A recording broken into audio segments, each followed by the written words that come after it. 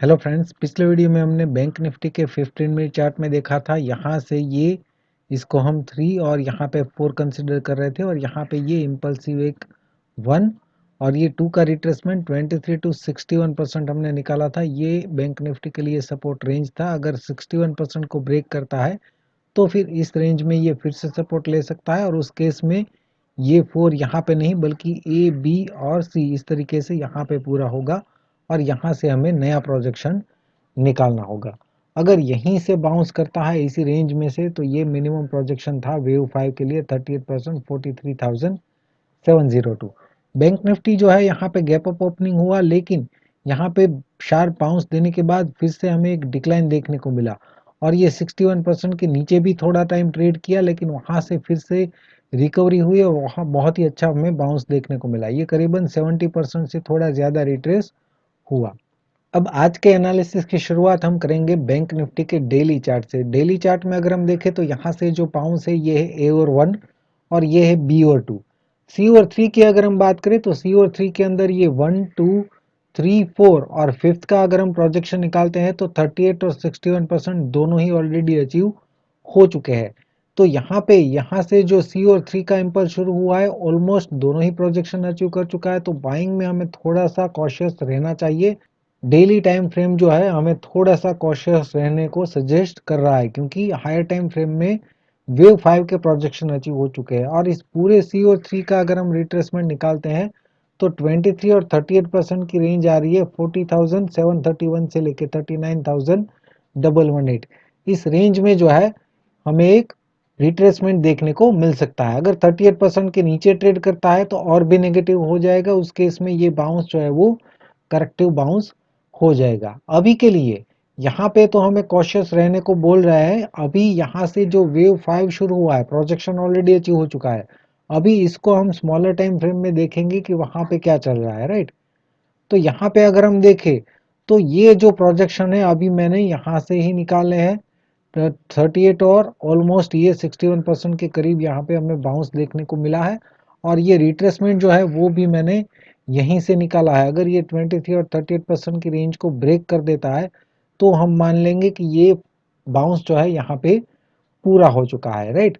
लेकिन अभी के लिए हम क्या करेंगे, ये वेव 5 का जो बाउंस है उसके प्रोग्रेस को स्मॉलर टाइम फ्रेम में देखेंगे। यहाँ पे तो प्रोजेक्शन अचीव हो चुके हैं, क्या यहाँ से ये पूरा हो चुका है या अभी भी ये ऊपर जा सकता है। तो यहाँ से जो बाउंस है 40,819 से उसको अगर हम स्मॉलर टाइम फ्रेम में देखें तो यहाँ पे ये 1 और 2 कंप्लीट हो चुका है और वेव 3 कल भी हमने डिस्कस किया था कि यहाँ पे अगर 3 पूरा हुआ है और 4 यहाँ पे है तो फिफ्थ का प्रोजेक्शन निकाला हुआ है और इस तरीके से यहाँ पे 1 2 फिर यहाँ से 3 4 और फिफ्थ इस तरीके से ये इस रेंज में वेव 5 का बाउंस हमें देखने को मिल सकता है, राइट।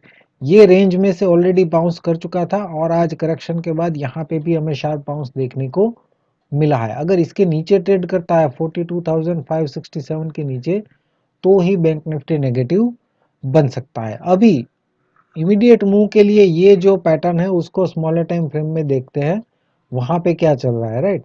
तो यहाँ से जो अगर ये 4 पूरा हो चुका है तो ये ए और 1 वेव 5 के लिए अगर हम देखें तो ये वेव 5 का ए और 1 बी और 2 और सी और 3 का प्रोजेक्शन निकालते हैं तो ये नॉर्मल प्रोजेक्शन रेंज है और 161% आ रहा है 43,753, राइट। तो इस रेंज में जो है ये सी और 3 कंप्लीट हो सकता है। जब भी मिनिमम प्रोजेक्शन अचीव हो जाए तो हमें ये रिट्रेसमेंट रेंज जो हमने यहाँ से निकाला है उसको शिफ्ट करते रहना है ऊपर की तरफ, राइट। जैसे जैसे ये हायर हाई बनाता जाएगा ये रिट्रेसमेंट लेवल को हमें शिफ्ट करते जाना है। पहला लेवल तो यहीं पे है, दूसरा लेवल नए हाई पे हमें शिफ्ट करना है, तो ये ऊपर की तरफ शिफ्ट होता जाएगा, राइट। जब भी ये 38% के नीचे ट्रेड करने लगेगा तो वहां से ये नेगेटिव बन जाएगा।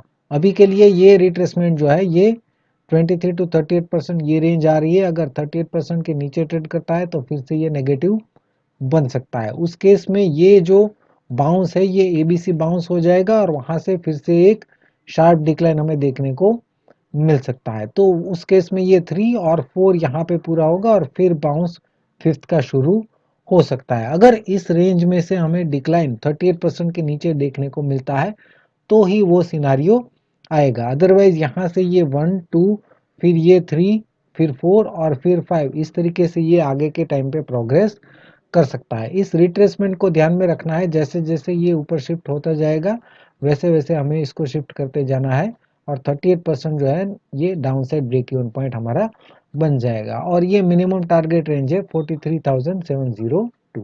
अभी बात कर लेते हैं निफ्टी की। पिछले वीडियो में हमने निफ्टी में डिस्कस किया था कि निफ्टी में कुछ ज़्यादा हमें क्लैरिटी चार्ट में नहीं थी। आज हम अगर निफ्टी के डेली चार्ट से शुरुआत करें तो यहाँ से जो बाउंस शुरू हुआ है करेक्शन के बाद, वहाँ पे ये 1 2 3 और 4 कंप्लीट हो चुका है। फिफ्थ का अगर प्रोजेक्शन निकाले तो 38 और 61% दोनों ही अचीव हो चुका है और मैक्सिमम लेवल जो है वेव 5 के लिए हो सकता है वो है 19,660, राइट। तो ये ऑलरेडी एक्सटेंडेड जोन में है, तो यहाँ पे भी हमें बाइंग में कॉशियस हो जाना चाहिए। जैसा बैंक निफ्टी में भी ऑलमोस्ट 61% अचीव कर चुका है और यहाँ पे भी डेली चार्ट में अगर हम देखें निफ्टी के, तो यहाँ पे भी ये 61% के ऊपर ये ट्रेड कर रहा है वेव 5, राइट। और इस पूरे बाउंस का अगर हम रिट्रेसमेंट निकालते हैं तो 23 और 38% की रेंज आ रही है 17,958 से लेके 17,428। अगर इसके नीचे ट्रेड करता है तो फिर कंफर्म हो जाएगा कि ये इम्पल्स यहाँ पे पूरा हो चुका है, राइट। लेकिन अभी के लिए हम क्या करेंगे, ये वेव 5 जो शुरू हुआ है 16,747 से, उसको हम स्मॉलर टाइम फ्रेम में देखेंगे कि क्या वाकई में ये एक्सटेंडेड तो हो चुका है।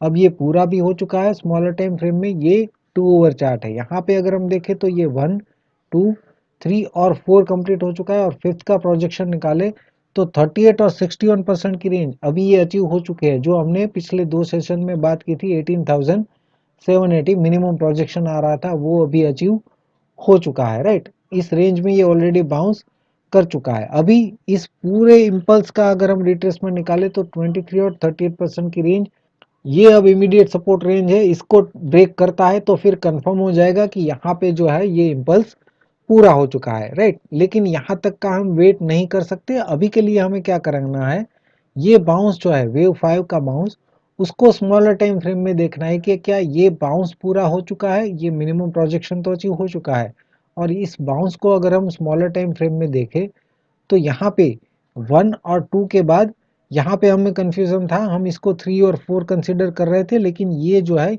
यहाँ से आज हमें एक बाउंस देखने को मिला, राइट।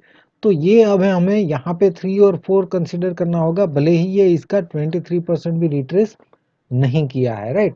तो ये 3 और 4 के बाद फिफ्थ का अगर हम प्रोजेक्शन निकाले तो यहाँ पे भी नॉर्मल प्रोजेक्शन रेंज 38% अचीव कर चुका है, राइट। अभी इस रेंज में ये कितना जा सकता है, उसके लिए हमें यहाँ से जो बाउंस शुरू हुआ है उसको भी स्मॉलर टाइम फ्रेम में देखना होगा।